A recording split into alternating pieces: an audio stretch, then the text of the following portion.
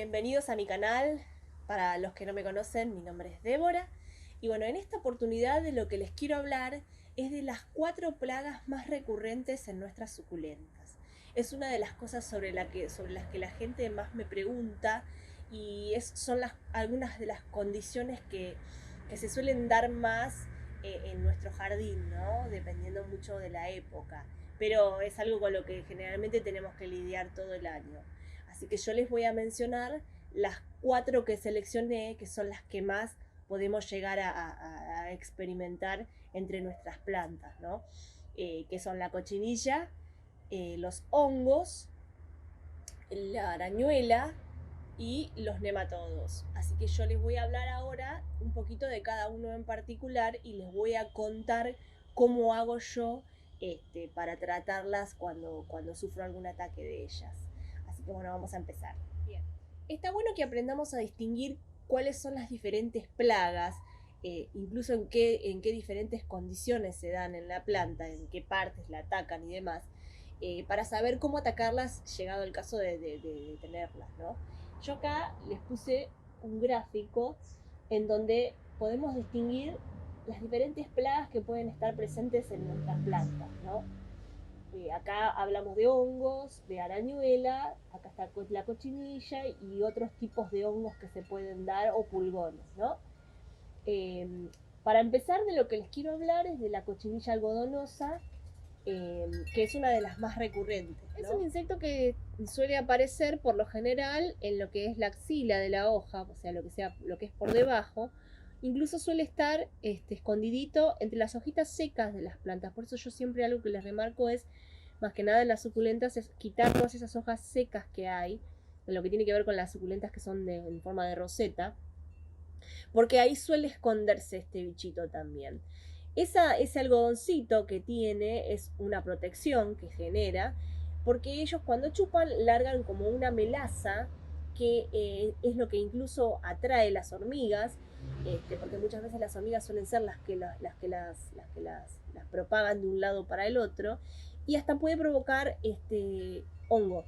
¿Sí? A veces se provoca incluso como una tierrita negra, eso es un hongo que se llama negrilla, que también es generado por la picadura y la succión de la cochinilla, ¿verdad?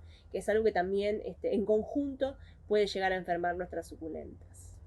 Bien, otra característica que tiene este insecto es que muchas veces suelen estar en las raíces de nuestras suculentas y nosotros no lo detectamos. Cuando está visible en la planta lo podemos ver, lo podemos percibir, pero cuando están las raíces lo que podemos llegar a detectar en nuestras plantas es que no crecen o que se caen o que se ponen oscuras o pierden el color. Son diferentes cosas que nosotros tenemos que observar y tener en cuenta a la hora de percibir que algo le está pasando a la planta y que muchas veces no es otra cosa que un insecto que se la está comiendo desde la raíz, ¿no? Una de las cosas que yo más utilizo para la cochinilla es en base a cosas naturales. La cochinilla, ¿no?, de escudo son estas cascaritas que se suelen dar, que se suelen pegar en la planta también, o en el cuerpo del cactus o en las hojitas, que tiene la particularidad se dice de escudo porque esa cascarita que se ve es realmente un escudo que protege al bichito. El bichito está abajo de esa cascarita, ¿sí? Acá yo les preparé una imagen para que vean de cómo se suele dar este tipo de cascaritas, ¿no? ¿Ven? Acá, bueno, está como muy en zoom, pero bueno, acá lo podemos ver mejor. Esa es una cascarita que tiene el bichito que lo protege. Es como una defensa. Y también suele ser una plaga bastante recurrente, más que nada en los cactus. Y algo más que quiero agregar con respecto a la cochinilla de escudo es que al momento de hacer el tratamiento, mucha gente me dice, ¿cómo puedo tratarlo rápidamente como para hacer que el bicho se desprenda? Y tienen la tendencia a decirle a la gente, o aconsejarle a la gente que quizás lo mejor es con un cepillito suave y un poquito de agua jabonosa cepillar el bichito para sacarlo todo y después hacer el tratamiento. No. Yo les explico algo que está bueno que tengan en cuenta porque después lo hacen antes y puede sufrir la planta, ¿sí? Cuando nosotros iniciamos el tratamiento para la cochinilla, en este caso, de escudo, una vez que finalizamos el tratamiento, que por lo general suele ser un tratamiento de un mes, es decir, de 4 aplicaciones de una vez por semana, la cantidad de líquido en el agua que vamos a utilizar depende mucho de cada prospecto, digamos. Pero sí es un tratamiento que suele ser de 4 aplicaciones o más, dependiendo de la gravedad, ¿no?, que tengamos de la invasión. Una vez finalizado el tratamiento, el bichito no se va a desprender por sí solo con facilidad, a pesar de que ya está muerta. Hay que sacarle la cascarita, hay que sacar la cascarita porque el bichito en definitiva ya está muerto. Entonces ahí sí podemos, con un cepillito suave y hasta si queremos con un poquito de agua jabonosa, cepillar la dermis del cactus como para desprender todo lo que haya quedado. Pero no antes, porque cuando el bichito está vivo, si nosotros hacemos ese desprendimiento, podemos lastimar la dermis de la planta y provocamos quizás el ingreso de algún tipo de hongo. Entonces queremos hacerle un bien por un lado y terminamos lastimando la planta por el otro. Además de que hay que tener en cuenta que cuando la planta está atacada por algún tipo de plaga, por lo general está vulnerable, está estresada y está mucho más debilitada que en sus condiciones normales, y todo lo que nosotros hagamos puede ser aún más dañino de lo que normalmente podría llegar a ser si la planta no está enferma, ¿verdad? Eso es algo que quería puntualizarle porque es una de las cosas que quizás más aconsejan, y es un tratamiento que en todo caso de limpieza, que se hace posteriormente al haberle hecho el tratamiento indicado según el químico o el producto que estemos utilizando. Bien. La tierra de diatomeas, que es un polvo que se compra, son fósiles de algas. Es un polvo que yo le utilizo para mezclar en el sustrato, que está bueno como para prevención. ¿Por qué? Porque es algo natural que podemos mezclar en el sustrato, y es una manera incluso hasta de evitar, ¿no?, que prolifere, ¿no? Después otra cosa que yo utilizo mucho es el jabón potásico, que es un líquido también a base de productos naturales, que no es contaminante ni para las plantas, ni para nosotros a la hora de aplicarlo, ni para los insectos que están dentro del proceso del ecosistema, ¿no? No mata a los insectos, sino que trabaja directamente sobre la planta, ¿no? Cuando tenemos una plaga muy instalada, sí, lo que yo aconsejo es un sistémico, porque un insecticida, un químico, porque ya cuando hay una plaga demasiado instalada hay que combatirla lo antes posible, porque si no se empieza a contagiar cada vez más y después es muy difícil frenarla, ¿sí? Entonces ya en ese caso aconsejo algún insecticida sistémico en base a dimetoato. También hay un preparado natural que yo hago del tipo casero, que también les puedo dejar cómo lo preparo yo y cómo lo utilizo, que lo que pasa que es algo que hay que aplicar constantemente porque no es, o sea, es para erradicar lo que vemos, digamos, ¿no? Por eso ya les digo, cuando hay una plaga demasiado instalada siempre hay que recurrir a algo más fuerte. Que es una mezcla entre mitad agua, mitad alcohol y 2 chorritos de detergente con el que usamos para lavar los platos. Bueno, esa mezcla, que es como un agua jabonosa, es lo que yo utilizo generalmente cuando tengo la plaga visible, ¿no?, en las plantas y ataco directamente al bicho. Sí, eso es un dato más que les dejo como para el tema de la cochinilla. Después hay otro tipo de plagas que suelen ser bastante recurrentes en nuestras plantas, que tiene que ver con los hongos, ¿sí? Más puntualmente el roya. El roya en realidad es una enfermedad que se genera por diferentes hongos que se dan, ¿no? Los hongos por lo general suelen estar en el sustrato, en la tierra, ¿sí? Por eso es bastante difícil detectarlos. Generalmente se despiertan, para decirlo de alguna forma, cuando las condiciones del clima son muy húmedas, cuando hay un exceso de humedad, de agua, de lo que tiene que ver en el riego, ¿sí? O cuando las temperaturas suelen ser bastante cálidas. Eso genera como un caldo de cultivo en la tierra que hace que el hongo prolifere, ¿no? Cuando se dan diferentes tipos de hongos se le dice roya a la enfermedad que se genera, ¿no? Que son, en el caso puntual, son manchas que ahora yo les voy a mostrar. Bien, acá les puse, bueno, a modo de ejemplo, lo que tiene que ver con roya, cómo se puede llegar a manifestar, en este caso en el cuerpo de un cactus, son manchitas de color amarronadas, casi les diría de color óxido, que aparecen en todo el cuerpo del cactus, ¿sí? Generalmente empiezan desde el ápice del cactus hacia abajo, y luego se ponen de una coloración más negra, y ahí es donde cada vez van avanzando más, y ahí es donde van a llevar, si nosotros no las tratamos a tiempo, a lo que sería la pudrición, ¿no? En este caso, de lo que acá tengo un ejemplo para mostrarles de cómo se puede llegar a poner el cactus, que de esta situación no lo vamos a poder salvar, lógicamente, porque como yo, otra de las cosas que siempre les puntualizo mucho yo, es que de una sequía sí podemos llegar a salvarlo, pero de una pudrición no se vuelve.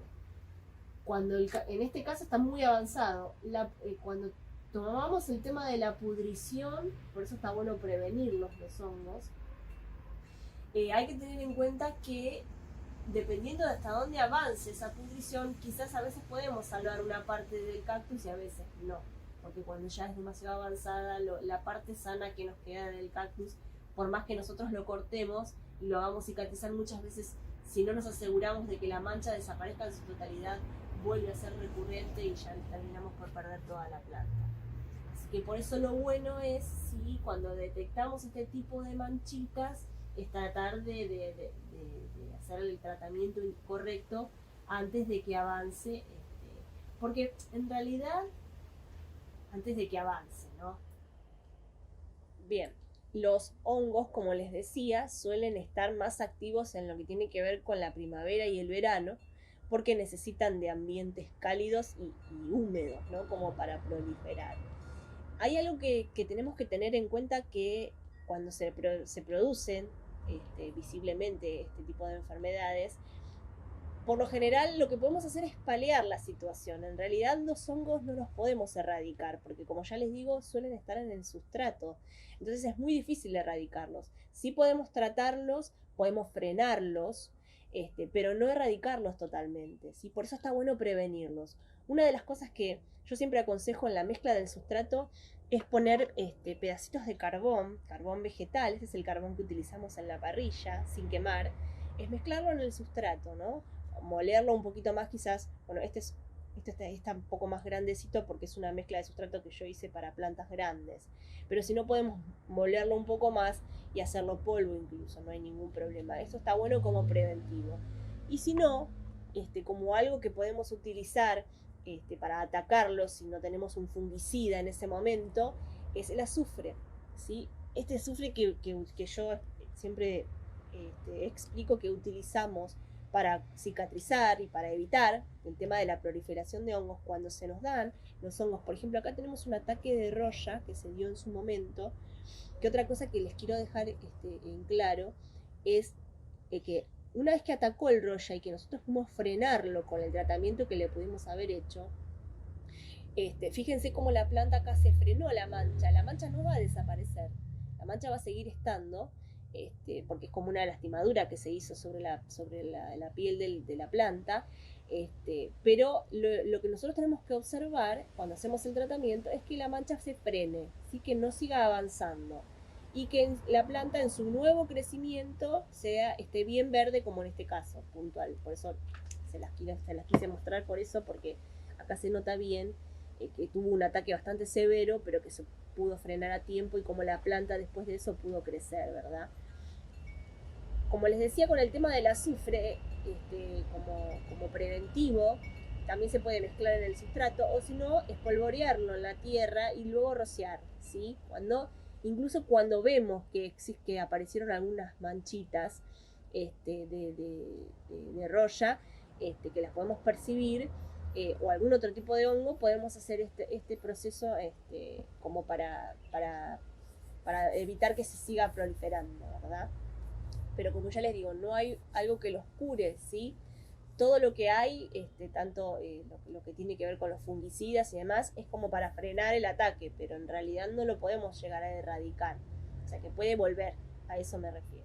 Bien, con respecto a la arañuela roja, que acá les puse un ejemplo de una imagen tomada con microscopio, porque en realidad son ácaros, son bichitos muy chiquititos, que tienen la particularidad de parecerse quizás a una araña, por eso se les menciona como arañuela, y son de color rojo, ¿no? Este tipo de ácaro es un bichito que masticador, que por lo general se suele dar en nuestras plantas en ambientes muy secos, ¿sí?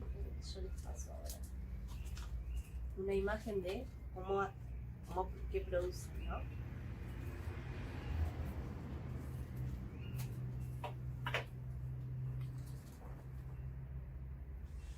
Bien.